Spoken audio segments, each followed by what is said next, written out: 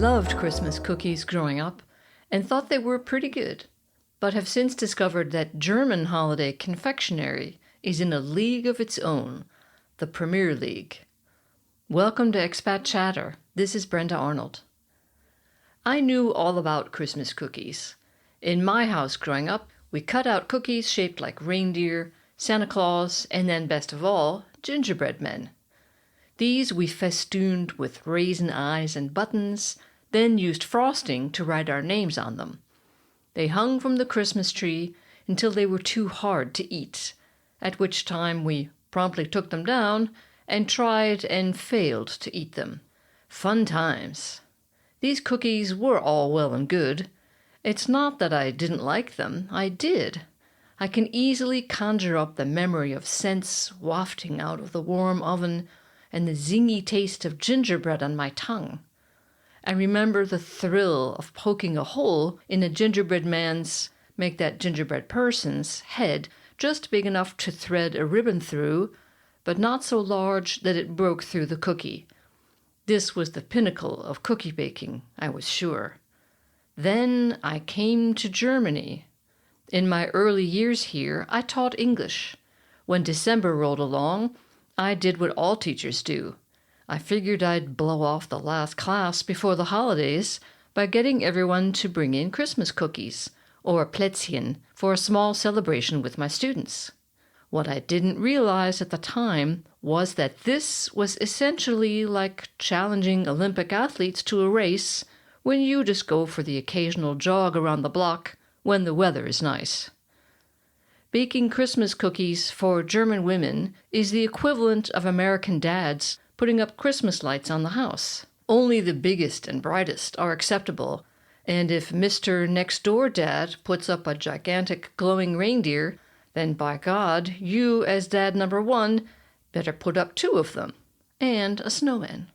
With Christmas cookies in Germany, women, particularly older women, just don't feel like it's Christmas unless they've burned through several kilos of sugar over the course of December, covered their kitchen with a fine dusting of flour several times over, and encrusted their fingernails with dough. Make that several kinds of dough. So for that momentous English class, my students brought in heaping plates of myriad cookies in all shapes and sizes. They then proceeded to describe where the recipes came from. It's been many years now, but I distinctly recall one woman from Nuremberg telling me that this special cookie recipe from her hometown required you to hang the dough outside in a bag overnight. I'm not making this up. She claimed it made the dough lighter, but I think it was just to keep family members from nibbling on it when Mom wasn't looking. Later on, I stopped teaching to start working in an office. It wasn't just the job that got more interesting. The pre-Christmas cookie chats also increased in their sophistication. I baked 4 types of cookies over the weekend. Tonight, my kids and I are going to bake 2 more. I started baking last weekend too. So far, we've made 8 kinds of cookies. Not to be topped, an eavesdropping third woman quickly counters. We made 10 kinds on the weekend. Next weekend, we'll bake 10 more.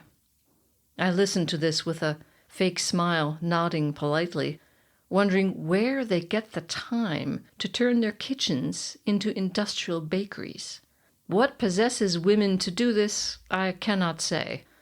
Apparently, the frenzied buying of Christmas presents that kicks off on Black Friday, a dubious tradition adopted from the U.S., is just not stressful enough. If you haven't collapsed in agony onto the couch, completely drained of energy, with flour-filled hair and an aching back and feet by December 24th, it simply proves that you're a bad mother and couldn't be bothered to put in the effort required to stage a real Christmas for your family. My husband's aunt was an expert practitioner of this cookie creed. Born on December 6th, she always celebrated her birthday by inviting family over, ostensibly for coffee and cake, but mostly for her Christmas cookies. By then, she had already been cranking them out for weeks, an effort that resulted in about 15 different kinds. We all went home with filled cookie tins and equally filled stomachs. Lebkuchen, which translates literally as life cakes, are a special kind of Christmas cookie that begin as gooey blobs of dough baked on paper-thin wafers coated with chocolate. The Lebkuchen's main feature is the myriad spices it contains: cinnamon, cloves, allspice, nutmeg, ginger, and anise, in addition to optional candied lemon and orange peel. It took me a few years to learn to like Lebkuchen, since I associated the candied lemon and orange with the inedible fruitcakes that my father somehow managed not only to eat, but even seemed to enjoy. It didn't help that some clever baker, probably the same one who invented Rainbow Wonder Bread, had added chopped green candied cherries to the fruitcake, fruit that more closely resembles the eyes of a monster in a horror movie. Steven Spielberg's idea of a special holiday treat, I suppose. Many Americans don't care for Lebkuchen because they're less sweet than typical American confectionery. But for Germans, they have been an integral element of Christmas since the Middle Ages.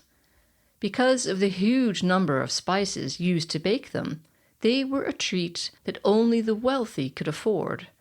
They were the Mercedes of the Middle Ages. People probably stood right next to the window, Lebkuchen in hand, waiting for a hapless neighbor to walk by before leaning close to the window to take a demonstrative bite of the expensive delicacy, hoping the neighbor would notice and be suitably impressed. "Hallo, Herr Hoffmann, look at me. I can afford Lebkuchen and you can't." My good friend Anke is from Dresden, famous for having invented the Stollen, a longish German cake with raisins or poppy seeds. I was thrilled to be invited to bake some with her at her house a few weeks ago. I was particularly impressed with her specially made pan that she placed on top of the Stollen to keep it from burning. It had the perfect shape and large holes to allow steam to escape while still allowing it to finish baking. This was intriguing.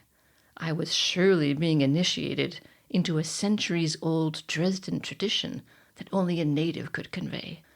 Her grandmother probably had pans like these, too. Or perhaps these were her very pans? "Where did you get these?" I asked reverently.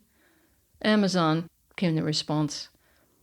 So much for the ancient Dresden tradition.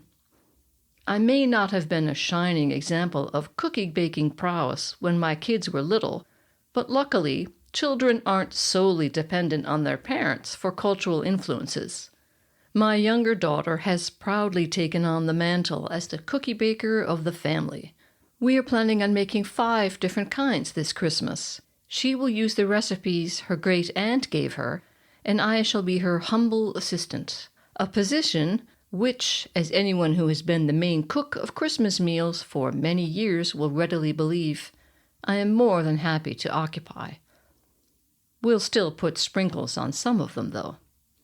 Thanks for listening, and see you next time.